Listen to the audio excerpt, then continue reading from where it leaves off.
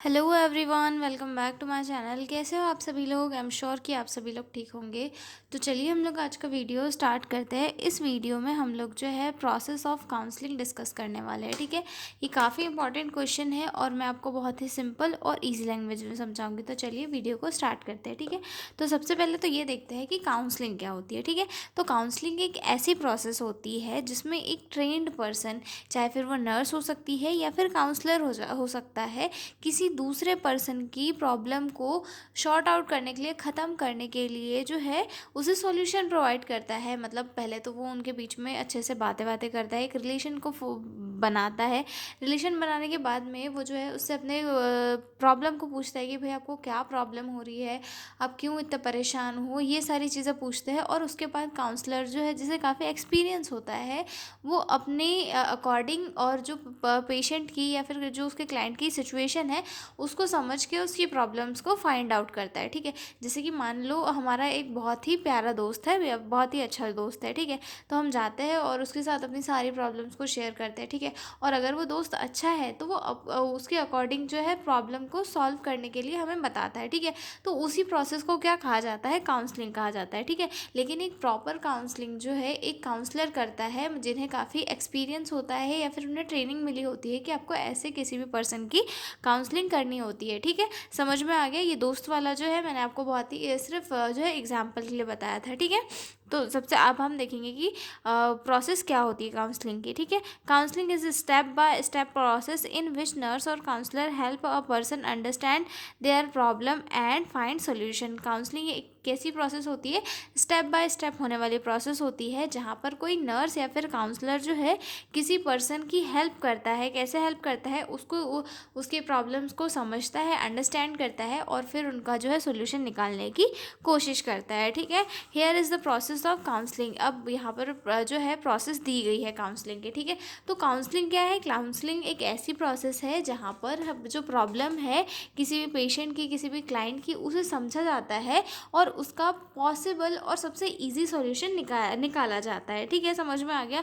तो अब कैसे निकालेंगे? तो हमारे दिमाग में आता है कि यार अगर प्रॉब्लम है तो उसका सोल्यूशन निकालने के लिए हमको सबसे पहले प्रॉब्लम को समझना पड़ेगा। ठीक है, तो वहाँ पे प्रॉब्लम को समझने के लिए क्या करेगा काउंसलर? जो पेशेंट है या फिर क्लाइंट है उससे एक रिलेशनशिप बिल्ड करेगा कि भाई ये अच्छे से जो है मुझ पर ट्रस्ट करके अपनी प्रॉब्लम की हर एक छोटी से छोटी चीज़ मुझसे शेयर करे, ताकि मैं उनका अच्छे से सोल्यूशन निकाल सकूँ। ठीक है, तो इसमें सबसे फर्स्ट स्टेज क्या आएगी? Establishing relationship report building. ठीक है, जिसे रिपोर्ट बिल्डिंग भी कहा जाता है। यानी कि यहाँ पर क्या होता है कि काउंसलर और जो पेशेंट होता है उनके बीच में एक रिलेशनशिप का फॉर्मेशन होता है, जिससे कि जो क्लाइंट होता है या पेशेंट होता है उसको काउंसलर के ऊपर ट्रस्ट होता है और वो अपनी प्रॉब्लम्स से रिलेटेड हर एक चीज़ जो है काउंसलर के साथ शेयर करने लगता है। ठीक है, first step is to create a friendly and trusting environment और रिलेशनशिप।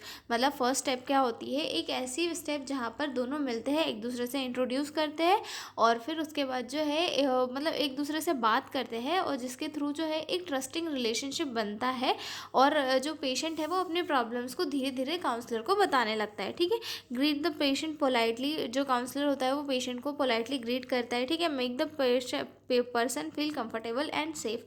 और उसके बाद जो क्या करता है वो सामने वाले को थोड़ा कंफर्टेबल और सेफ फील कराता है कि भाई तुम जब यहाँ बैठे हो तुम सेफ हो, तुम अपनी जो भी प्रॉब्लम सामने रखोगे मैं उनका सोल्यूशन को फाइंड आउट करूँगा और जो है तुम्हें अच्छे से अच्छा सोल्यूशन देने की कोशिश करूँगा। ठीक है, show empathy, respect and acceptance. और जो काउंसलर होता है उसे कभी भी हम जो है एम्पैथी और एक्सेप्टेंस और रिस्पेक्ट दिखानी चाहिए, क्योंकि उसी से एक ट्रस्ट बिल्डअप होता है। और वरना पेशेंट जा रहा है और वो काउंसलर उसको ऐसे ही घूरे जा रहा है, गुस्सा कर रहा है उस पर, तो ये सारी चीज़ों में क्या होता है कि पेशेंट अपने मन की बातें कभी भी सामने नहीं रख पाता है। तो यहाँ पर जो काउंसलर होता है उसने हमेशा इस चीज़ को याद रखना चाहिए कि जो पेशेंट है उसे हमेशा कंफर्टेबल फील करवाना है और उसकी रिस्पेक्ट करनी है, जिससे कि वो हर एक छोटी से छोटी इन्फॉर्मेशन को आपके साथ शेयर कर सके। ठीक है, उसके बाद अगला पॉइंट आता है शो एम्पैथी, रिस्पेक्ट, एक्सेप्टेंस, से तो हो गया। उसके बाद मेंटेन कॉन्फिडेंशियलिटी। कॉन्फिडेंशियलिटी मेंटेन करना यानी कि जो पेशेंट से रिलेटेड जो इन्फॉर्मेशन है उसको हमेशा प्राइवेट रखना, किसी भी पर्सन के साथ शेयर ना करना। और एक काउंसलिंग का जो है सबसे मेजर रोल है कि जो किसी भी पर्सन की प्रॉब्लम है वो किसी के साथ भी शेयर ना करी जाए, मतलब जो पर्सन की प्रॉब्लम है सिर्फ उसी तक और काउंसलर तक ही सीमित रखी जाए और उसके अलावा किसी के साथ भी जो है शेयर ना की जाए, ठीक है। उसके बाद सेकेंड स्टेज आती है हमारी असेसमेंट, ठीक है।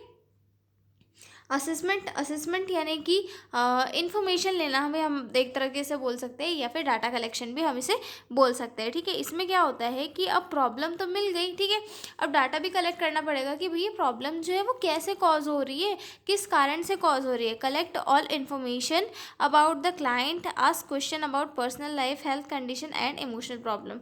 और पेशेंट से हमें क्या करना है, यहाँ पे कोई भी जो प्रॉब्लम से रिलेटेड जो भी डाटा है हमें वो पूछना है, ठीक है। जैसे कि पेशेंट का जो प्रॉब्लम है वो बोल रहा है कि मैं बहुत बीमार रहता हूँ, मैं बहुत बीमार होता रहता हूँ, मुझे बिल्कुल अच्छा नहीं लगता, ठीक है। तो यहाँ पे पेशेंट ने मैं बताया कि हमें बहुत पहले वाली इसमें क्या हुआ, दोनों मिले, दोनों ने मिलके जो है एक रिलेशनशिप को बिल्ड किया, एक ट्रस्टिंग रिलेशनशिप को बिल्ड किया, जिससे कि पेशेंट ने अपनी इन्फॉर्मेशन काउंसलर को देना चाह लिया, ठीक है।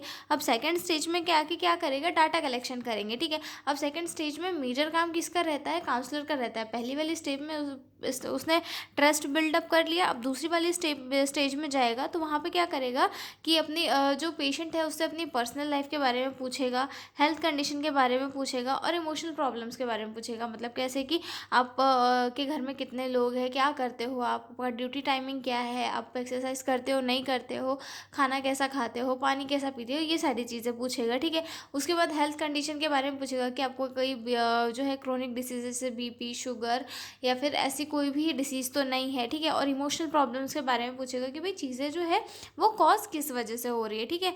अब अगला आता है इसमें यूज़, यानी कि किन किन चीज़ों के थ्रू जो पर्सन है वो डाटा कलेक्ट करेगा, तो वो ऑब्जर्वेशन के थ्रू करेगा, इंटरव्यू के थ्रू करेगा, या फिर पेशेंट को जो है केयरफुली सुनेगा, उसी के थ्रू क्या करेगा, वो डाटा को कलेक्ट करेगा, ठीक है। उसके बाद क्या करेगा, आइडेंटिफाई द प्रॉब्लम, यानी कि प्रॉब्लम को क्या करेगा, आइडेंटिफाई करेगा, ठीक है, कि जो प्रॉब्लम है वो कैसे हो रही है। Analyse the collected information, find out the main issue of the cause और of distress, clarify doubt by asking question. और पेशेंट से क्या करेगा, क्वेश्चन पूछ के उसके जो डाउट्स हैं उन्हें क्लियर करेगा। जैसे कि मैंने क्या बताया कि पेशेंट बोल रहा था बहुत बीमार रहता हूँ, बहुत बीमार रहता हूँ, ठीक है। उसके बाद तो हमने पेशेंट से उसकी इन्फॉर्मेशन कलेक्ट की। मान लो पेशेंट ने सारी इन्फॉर्मेशन बताई कि भाई मैं थोड़ा ऑयली खाना खाता हूँ, मुझे एक्सरसाइज नहीं करना होता है, ऐसा वैसा उसने बताया, ठीक है। तो हम यहाँ पे क्या पूछेंगे कि जो हम यहाँ पे ये आइडेंटिफाई करेंगे कि मेन इशू क्या है, ठीक है। तो जैसे पेशेंट बोल रहा है कि जो है मैं बहुत ऑयली खाना खाता हूँ, तो ये क्या हो गई, एक जो है प्रॉब्लम हो गई कि भाई ऑयली खाने खाने से तो इंसान बीमारी होगा ना, वो थोड़ी ठीक बनेगा, इससे ब्लॉटिंग होगी, गैस होगी, कॉन्स्टिपेशन, इससे बहुत सारी समस्याएं होगी और जिसकी वजह से और भी ज़्यादा कंडीशन जो है वो ख़राब होती रहेगी। तो हमने यहाँ पे क्या किया, प्रॉब्लम को आइडेंटिफाई किया, ठीक है। उसके बाद यहाँ पे हम क्या करेंगे, उसके बाद अगली स्टेज आती है सेटिंग द गोल। अब गोल सेटिंग में क्या करेंगे, decide what the client want to achieve. यहाँ पर ये डिसाइड करना है कि हमें क्या अचीव करना है, यानी कि हम क्लाइंट हमें बोल रहा था कि भाई मैं बहुत बीमार रहता हूँ, तो हमें हमारा गोल यहाँ पर क्या होगा कि पेशेंट जो है अच्छी एक्टिविटी करे जिससे कि वो बीमार ना हो सके, ठीक है। Goal should be realistic, clear and achievable. और गोल जो है हमेशा रियलिस्टिक होना चाहिए और अचीवेबल होना चाहिए और क्लियर होना चाहिए, ठीक है। ऐसा नहीं कि तुम बहुत बड़ा गोल ले रहे हो और वो कंप्लीट ही नहीं हो पा रहा, इसीलिए जो है कभी भी यहाँ पे गोल जो है एक रियलिस्टिक गोल लेना है ताकि उसे इजीली अचीव किया जा सके। जैसे कि पेशेंट बीमार है तो हम पेशेंट को कहेंगे कि तुम जो है एक्सरसाइज थोड़ी थोड़ी स्टार्ट करो और जो है जो हरी सब्जियां खाओ या फिर कच्चे सलाद वगैरह अपने फ्रूट में लो, और जो फैट या फिर ऑयली तुम खाना खा रहे हो वो थोड़ा कम कर दो, ठीक है। रेड्यूसिंग एनजाइटी, इम्प्रूविंग बिहेवियर, मतलब कि जो पेशेंट है उसकी एनजाइटी उससे जो है वो रेड्यूस करवाना और उसका जो बिहेवियर है उसे इम्प्रूव करवाना, ठीक है।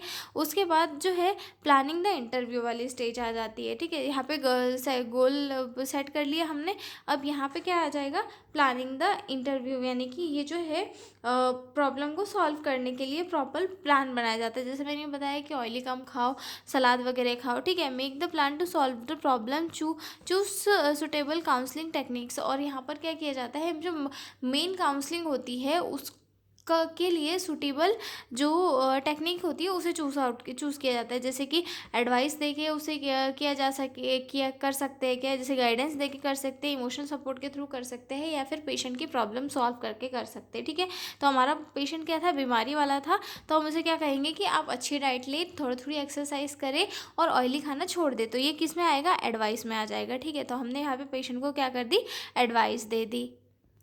अब एडवाइस देने के बाद में क्या होगा, यह जो मेन काउंसलिंग सेशन है उसको हम इम्प्लीमेंट करेंगे। ठीक है, इम्प्लीमेंट यानी कि एक्चुअल काउंसलिंग हम यहाँ पे करेंगे। ठीक है, start actual counselling session, help the client express feeling, understand situation and find the solution.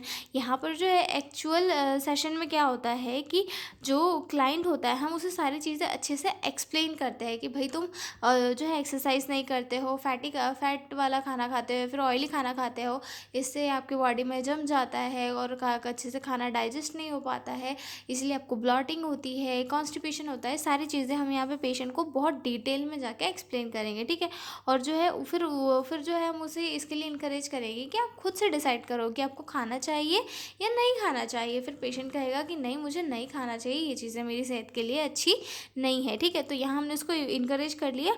अब हमारी अगली स्टेज आती है इवोल्यूएशन, यानी कि इवोल्यूएट करना, चेक करना कि काउंसलिंग जो है इफेक्टिव रही है या फिर नहीं रही है। ठीक है, पेशेंट से हम पूछेंगे कि आपकी प्रॉब्लम थोड़ी कम हुई, आपको थोड़ा जो है रिलैक्स फील हो रहा है, नहीं हो रहा है, हम ये पेशेंट से पूछेंगे। ठीक है, उसके बाद अगली स्टेज आती है टर्मिनेशन। ठीक है, टर्मिनेशन वाली जो स्टेज होती है यहाँ पर जो है गोल अचीव हो चुके होते हैं और जो है